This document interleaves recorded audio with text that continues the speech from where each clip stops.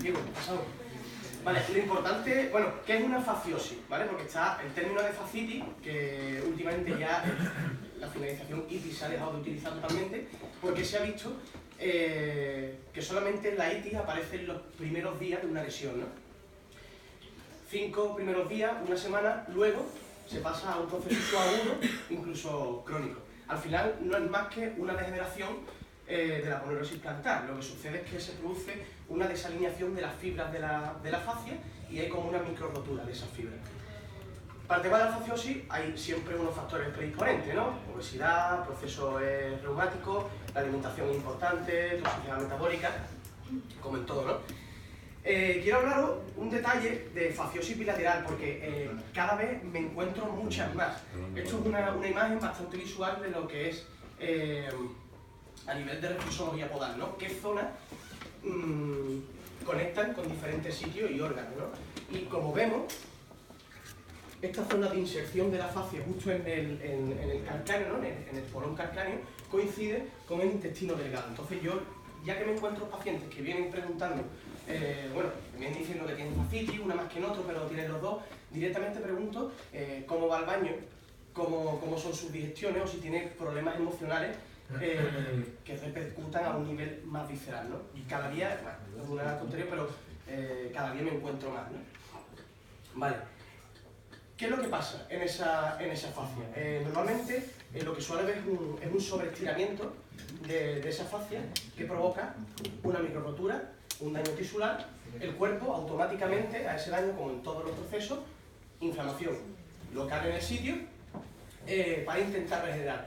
¿Qué es lo único que sucede en la fascia? Pues una estructura que normalmente se trabaja muchísimo, se trabaja mal y mucho, aparte que tiene la gravedad y el peso del cuerpo, por lo que a este mismo cuerpo no le da tiempo en el proceso de recuperación de rotura, ¿no? Reparación. Aquí quiero meter un paréntesis sobre las infiltraciones, ¿no? Que no se ha hablado todavía, el tema de las infiltraciones de corticoides. ¿Ustedes pensáis que a este nivel vendría bien la infiltración de corticoides? Pregunto. Si veis que pacientes, porque fascitis me imagino que tendréis todo y puñado, ¿no? Personas que se infiltran corticoides, ¿cómo evolucionan? Mal, ¿no? Generalmente mal. Generalmente mal. Alguna mejora durante un tiempo, pero a X tiempo te lo vuelve a encontrar otra vez la consulta. Al final, ¿qué es lo que sucede? Con esa microrotura, cuando tú infiltras el corticoide, ¿no? infiltras el líquido, ese líquido se mete dentro de esa rotura, provocando una hipertensión del tendón. Al final, cuando el cuerpo quiere regenerar, se encuentra con un espacio que ya está ocupado, por lo que esas fibras no pueden volver a unirse. Ese líquido que está ahí, ese corticoide, parte se resorbe y parte se encapsula. Ese corticoide encapsulado, por el apoyo, por el retroceso de la fascia plantar, retrocede. Y muchas veces nos encontramos con pacientes con como lentejitas, ¿no? En los talones, que nosotros pasamos los dedos y se ven como bultidos. Muchas veces no tiene por qué ser siempre, pero muchas veces por estas infiltraciones 2, 3 de corticoides se encapsulan y se vuelven crónicas y se ven como lentejitas, ¿vale? Vale, sintomatología. Un paciente, ¿cómo te viene? Con una fasciosis. Dolor en la base del talón, en la zona de medio pie, un dolor matutino recién levantado por la mañana, al apoyo, mucho dolor. Te comenta que según va trabajando mejora esa sensación porque el pie caliente, las estructuras se vuelven más elásticas y por la tarde vuelve otra vez el dolor, un dolor más mecánico. Y luego, ¿en qué fase se produce? Fase de apoyo del talón, contacto directo con la inserción de la fascia y luego al despegue por ese exceso de estiramiento. Vale, diagnóstico diferencial me parece súper importante porque muchas veces la fasciosis la confundimos con otras patologías, ¿no? La primera y la que me parece más importante es la tendinopatía del flexor corto, del primero. ¿Por qué? Más o menos sigue el mismo recorrido, ¿vale? Que la fascia, más a nivel interno. Y provoca porque es uno de los principales estabilizadores del pie, ¿no? Junto con los peroneos y tal. Entonces, al trabajar en exceso se produce siempre tenosinovitis. Y como sigue el mismo recorrido, y cuando tú aprietas sobre la fascia, vas por encima del flexor, duele, ¿vale? Es importante. Luego, bueno, para verificar eso, ¿no? Tenéis que subir un poquito más superior a nivel terciodistal interno de la tibia y podéis comprobar por ahí cómo está el vientre muscular del flexor corto, ¿no? Luego, bursitis preaquilea, hay una bursa que está justo posterior al calcáneo y justo anterior del Aquiles. Cuando, por X motivo, esa bursa se inflama, se presiona con el Aquiles. Y eso da una sintomatología lateral y a la zona baja del tendón, que muchas veces se confunde. Si trabajas la bursa, trabajas el Aquiles, mejora elasticidad de tendón, esa sintomatología suele mejorar. Radiculopatía del 5S1, que puede llegar hasta el tobillo, hasta el talón, y la gota, ¿vale? También duele el talón de igual forma, lo único que la diferencia es que te encuentras con una ruguración y una tumefacción, ¿no? de la zona posterior del calcáneo, del talón. Bueno, a nivel etiológico, la fascitis, he querido dividirlo en dos, ¿vale? Un origen orgánico, que son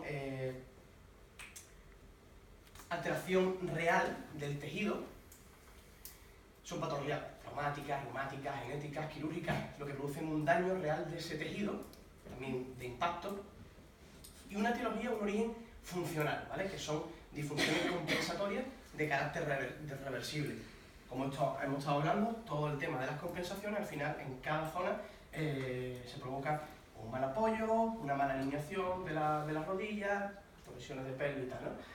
Vale, y en realidad la que me voy a centrar un poco más, que yo he querido la más importante porque es la que el 80, el 90% de los pacientes vienen, es por una patología más compensatoria y más funcional. Vale, yo desde hace tiempo ya me hago muchas preguntas, ¿no? ¿Por qué realmente hay esa...? No, es interesante porque al final esas compensaciones que se suelen hacer, ¿por qué, no? Porque al final no todo el mundo tiene esas mismas compensaciones y no todo el mundo tiene una patología de fasciosis, ni una condromalacia de rodilla, ni nada, ¿no? Esto, normalmente, al final tú piensas y dices, bueno, estas compensaciones, ¿qué es lo que hace que las estructuras musculares se descompensen, cedan, las estructuras osteoarticulares cambien su posición y haya un sobreestiramiento de la fascia? Estas compensaciones, lo que suele pasar, o lo que yo he ido comprobando, aparte porque también yo estoy un poco más especializado en el tema postural, posturología, al igual que Blanca, y me llama mucho la atención esa forma, ¿no? de ver las cosas. En postural se dice que esos cambios son debidos a unos reajustes que tiene que realizar el cuerpo para siempre controlar esos centros de gravedad que están alterados, esas transferencias de carga y esas oscilaciones internas para tú al final tener una visión totalmente horizontal. Por ejemplo, si un paciente tiene una anterioridad de su centro de gravedad, el paciente, o sea, la persona no puede ir andando hacia abajo, ¿no? Tiene que corregir en cierta forma para tener una visión adelante. De igual forma, pacientes que están a nivel posterior, tienen transferencias de carga, eso al final repercute en el sentido de que, por ejemplo, si yo tengo un paciente que está anterior, es posible que el cuerpo siempre compense esa visión haciendo una pronación de los pies, una flexión de rodilla, con un valgo, una retroversión de la pelvis, una corrección a nivel de la columna y una posición tal que es, ¿vale? Al final tú tienes un cuadro compensatorio muy general. O pacientes que directamente tienen su centro de gravedad entero y compensan con una táctica de cadera.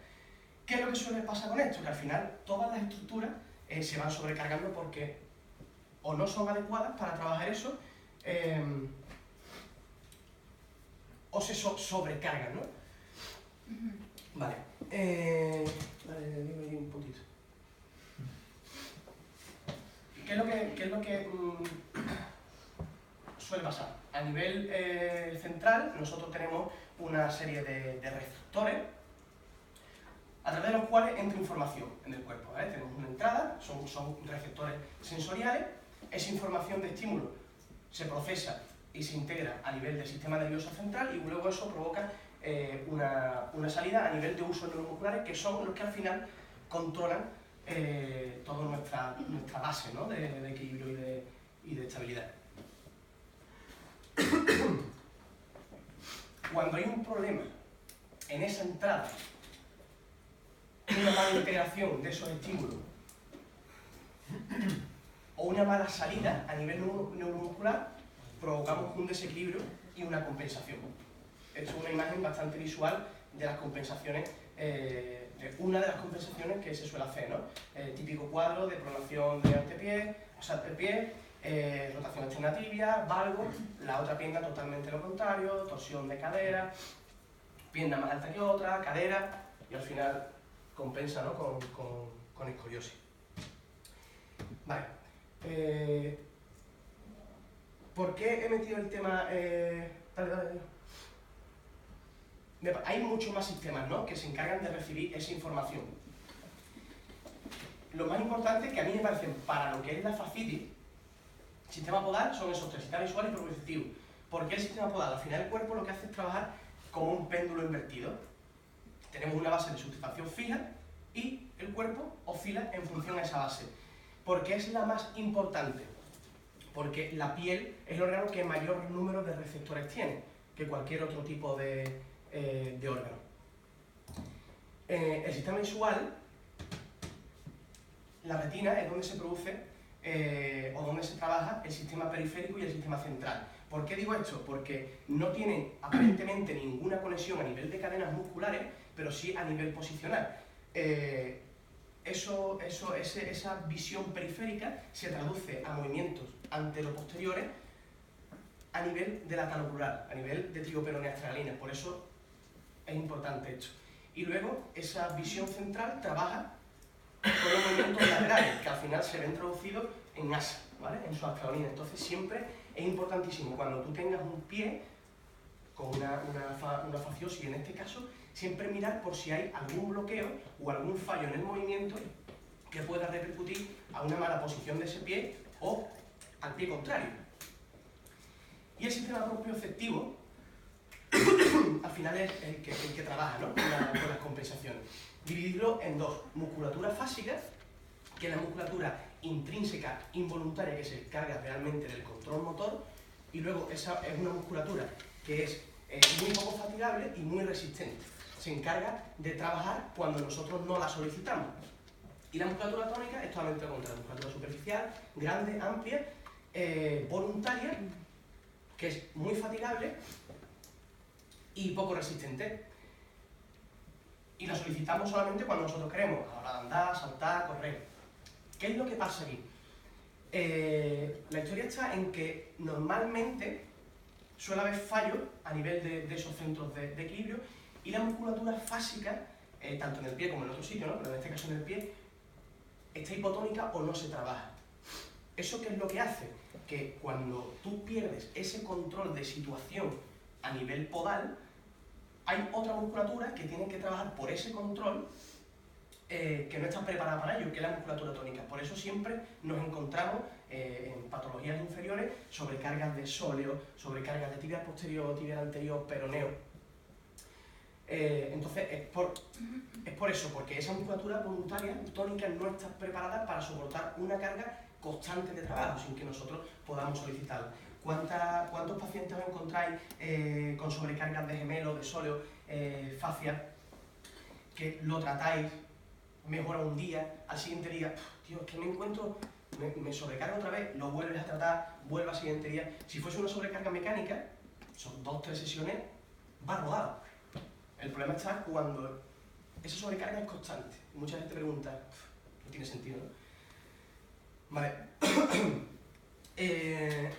Un ejemplo bastante, dale antes, Diego, un ejemplo bastante visual es si a alguien se suelta, ¿no?, en un bosque, por ejemplo, y se le da un mapa y una brújula, si se le dice dónde está, pero no se le dice a dónde ir, por mucho mapa que tenga o por mucha brújula, no vas a llegar al sitio. Esa es la referencia que te da el pie en cuanto a la situación. Es la información que recibe el cerebro de la situación en la que nos encontramos. Y por el contrario, a nivel visual, si te dicen a dónde tienes que ir, pero no te dicen dónde estás, igualmente no va a llegar. Hay una sinergia ahí que realmente no va a través de cadenas musculares, pero sí que tiene mucho que ver por la influencia que tiene en ese control, ¿no? A nivel de... Bueno, vale, sí. Visualmente en ecografía esto es lo que se suele encontrar como una fasciosis. Una fasciosis normal, izquierda, de un pie y la contraria derecha, ¿vale? Veis totalmente el engrosamiento, el edema que hay, ¿vale? Esta hipertonía a nivel de espolón. Eso es lo normal que os podéis encontrar. Esta es la fascia frontal, ¿vale? Y veis que cuando llega aquí se engrosa muchísimo, ¿no? A diferencia de otra. Todo esto es zona de grasa, zona muscular, paquete vasculonervioso. Vale, y aquí lo que veis es una rotura real, ¿vale? De la fascia con su respectivo espolón. Yo con el tema del espolón, bueno, Guillermo y Blanca sabrán más de esto, ¿no? que yo. Lo que normalmente suelo ver yo en sesiones de fisio no es un espolón real de hueso que sobresale, sino más esa cronicidad de la fascia, de ese sobreestiramiento y de esa abulsión que provoca en la inserción, que se cronifica y se calcifica. Es lo que yo más suelo ver, ¿no? ¿Cómo, llegado a este punto, qué se podría trabajar, qué veis ustedes mejor, si habéis tenido experiencias de estas, qué hacéis con esto? ¿Cuál es vuestro protocolo a lo mejor de actuación en una fasciosis? Pregunto, en general. Si está diagnosticado, pensamos en la EPI. La EPI, ¿no? Vale. Ondas de choque también, si lo posible. Perfecto. Yo ondas de choque suelo mandar cuando veo que el paciente con EPI y tal no funciona, ¿no? Muchas veces con la EPI va estupendamente bien porque al final destroza, provoca un daño importante en lo que es la inserción, y la EPI va muy bien. Yo siempre el tema de la EPI, porque hace aproximadamente un mes fui a un congreso en Cádiz y había un fisio que puso lo que es la EPI, ¿no? Lo que no sabía es que estaba por allí el catedrático de histología de la Universidad de Cádiz. Y bueno, el chaval estuvo explicando la EPI, cómo se trabajaba, qué efecto provocaba y cómo era, digamos, qué es lo que hace el cuerpo cuando tú realizas una EPI. Bueno, pues el catedrático de histología le pegó un repaso que el chaval no sabía por dónde tirar. Porque él decía que científicamente no estaba comprobado real el efecto de la EPI. Que sea bueno o malo. Él decía que tú provocabas un daño muy superior a lo que normalmente estamos acostumbrados a escuchar. Porque le preguntaba siempre, pero bueno, ¿qué es lo que hace en el tejido realmente? El chaval lo que sabía decirle era qué proceso provocaba, pero el catedrático le preguntaba, no, que no me interesa el proceso, lo que me interesa es qué hace en el tejido. No sabía qué responder. Entonces yo, pensando para mí, ¿no? Porque cualquiera le decía algo, al final tú dices, bueno, ¿por qué realmente va bien, ¿no? La EPI? Tú dices, bueno, sí, provocas un proceso exagerado, pero los pacientes suelen responder bastante bien, ¿no?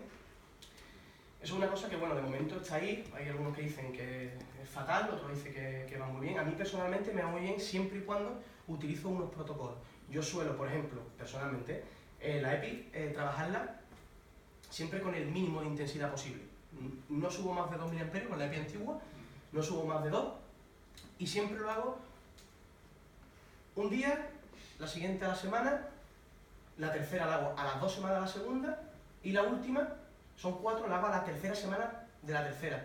Más o menos, tú tienes un periodo ahí de tratamiento y trabajo de 1 mes y medio, que no aglutinas mucho el trabajo, le das tiempo al cuerpo a reaccionar.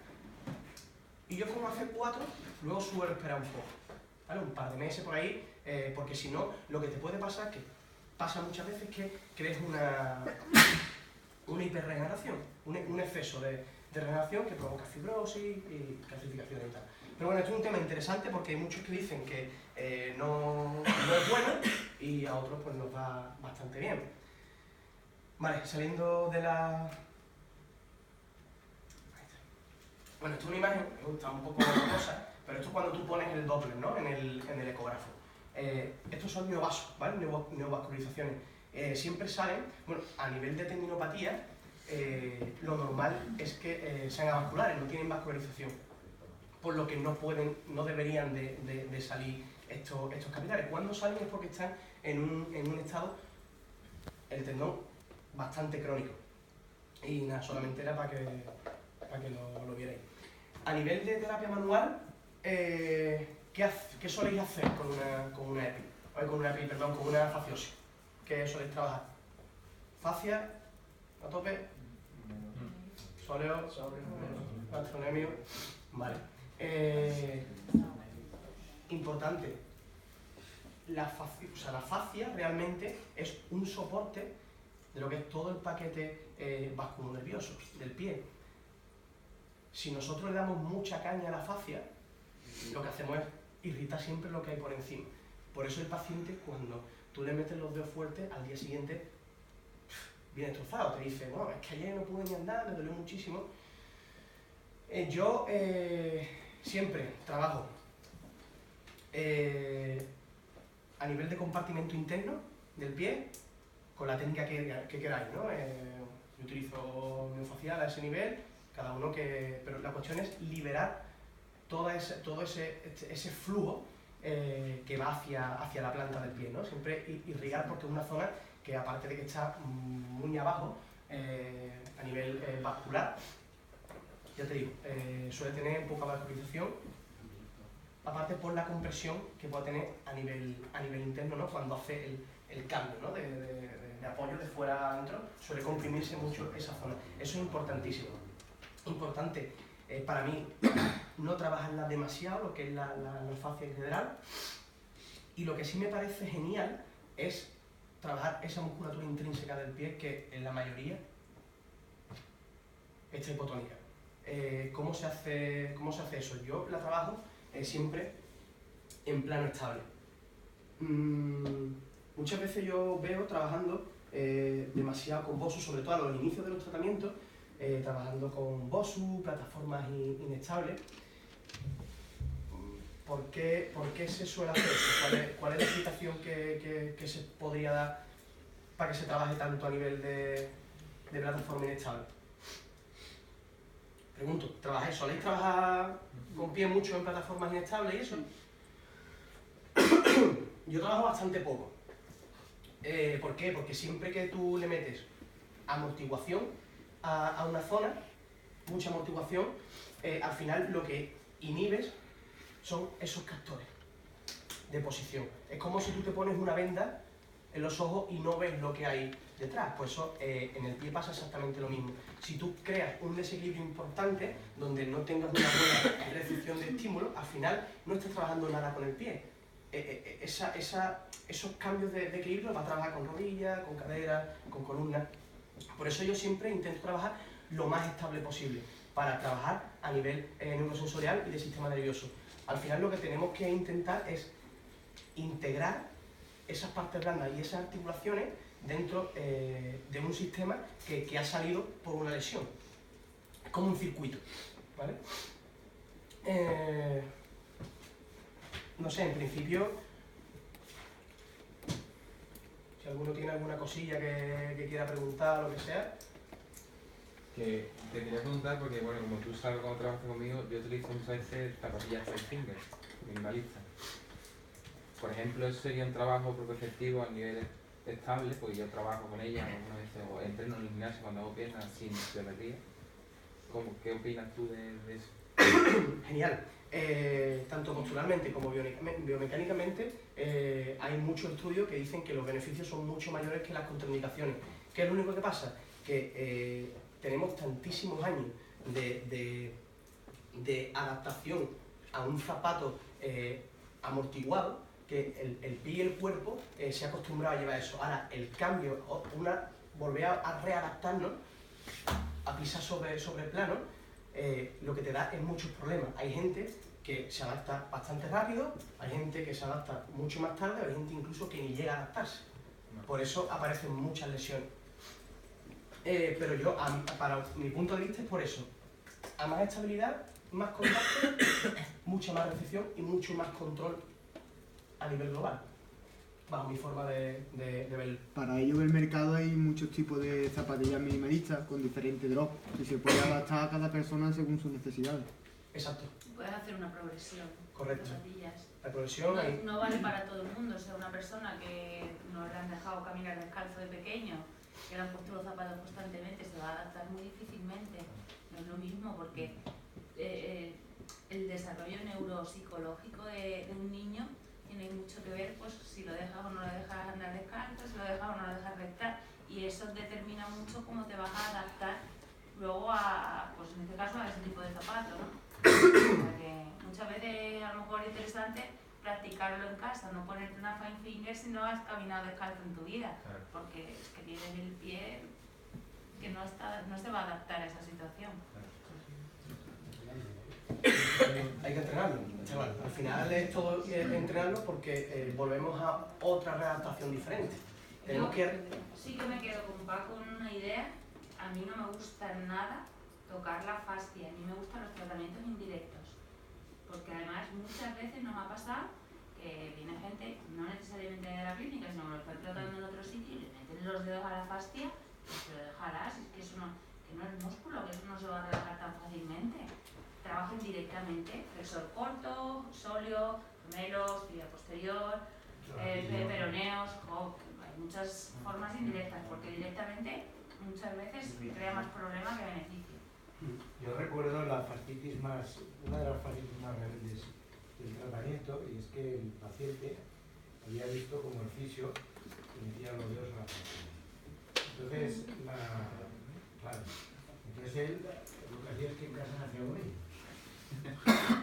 Y además era un obsesivo compulsivo, yo creo que rozaba la psicopatología, ¿no? Y al final la solución para curar la fascia no lo llegué a hacer, pero lo que iba a hacer era pegarle los dedos con los tite para que no pudiera tocarse la fascia, los dedos de la mano. Porque es que era, o sea, tú veías a aquella criatura, es que tocaba su fascia con rabia, ¿no? O sea, tú lo veías y decías, pero mira lo que hago. Pues ponía una cara ahí de ojos saltones y salidos, ¿no? Y a veces os veo hacer no en ese plan, pero yo a veces os veo hacer lo mismo, claro, vosotros que habéis de vuestro trabajo, y a mí realmente pienso, bueno, tenéis luego buenos resultados, que sería un poco al hilo lo que decía Paco, ¿no? La pregunta. ¿Hay buenos resultados? Yo pienso que no. Es verdad que nosotros luego recibimos los fracasos. Pero los que van bien no... Si con eso va bien, pues se resuelve y asunto resuelto, ¿no?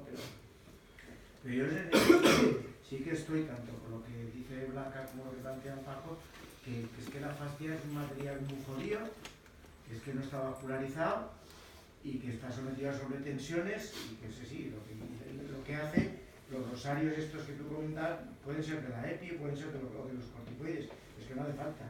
Es que la fascia media, eso es una constante, la fasciosis. O sea, tener rosario ahí, ¿por qué se ha hecho ese rosario? Porque he intentado recicatrizar su cosa y no ha podido hacerlo de otra manera, y el cuerpo al final cuando no puede, pues lo que hace es intentar hacer cúmulos de material ahí para intentar tapar un poco la herida, ¿no? Es una parte blanda que es muy sensible porque tú tienes un dolor en otra zona y esa zona inconscientemente tú la inmovilizas o la trabajas menos, pero el pie es que para cualquier cosa te hace falta y siempre estar en constante estiramiento da muchos problemas. Aparte, si tú tiene muchos más receptores que otras zonas, o sea que no es... Yo tengo una pregunta. Clínicamente, porque has hablado del tema del intestino delgado. Sí. ¿Clínicamente tiene buenos resultados hacer osteopatía